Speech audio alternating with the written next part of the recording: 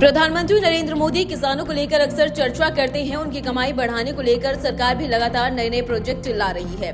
इसी कड़ी में प्रधानमंत्री नरेंद्र मोदी ने आज अन्नदाताओं को बड़ा तोहफा दिया है। अब आप सोच रहे होंगे कि वो तोहफा क्या है, तो इस वीडियो में हम आपको विस्तार से बताते हैं।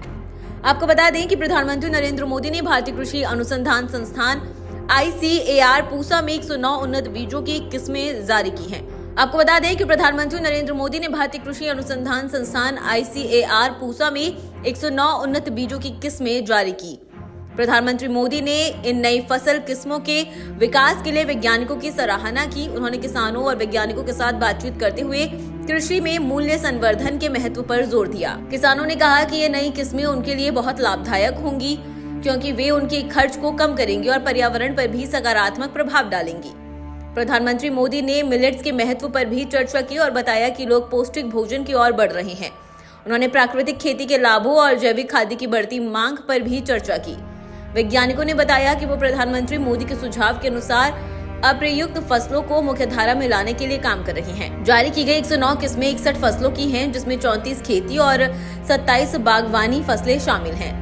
प्रधानमंत्री मोदी ने बाजरे के महत्व पर चर्चा की और इस बात पर जोर दिया कि किस तरह लोग पौष्टिक भोजन की ओर बढ़ रहे हैं। उन्होंने प्राकृतिक खेती के लाभों और जैविक खेती के प्रति आम लोगों की बढ़ती दिलचस्पी के बारे में भी बात की। उन्होंने कहा कि लोगों ने जैविक खाद्य पदार्थों का सेवन और मांग शुरू कर दिया है। उन्होंने इन नई फसल किस्मों के विकास के लिए वैज्ञानिकों की भी सराहना की। वैज्ञानिकों ने बताया कि अप्रयुक्त फसलों को मुख्यधारा में लाने के लिए प्रधानमंत्री द्वारा दिए गए सुझाव के अनुरूप काम कर रहे हैं। प्रधानमंत्री द्वारा जारी की गई 61 फसलों की 109 किस्मों में 34 खेत की फसलें और 27 बागवानी फसलें शामिल हैं। खेत में बाजरा, चारा, तिलहन, दलहन, गन्ना, कपास, फाइबर और अन्य संभावित फसलों सहित विभिन्न अनाज के बीज जारी किए गए।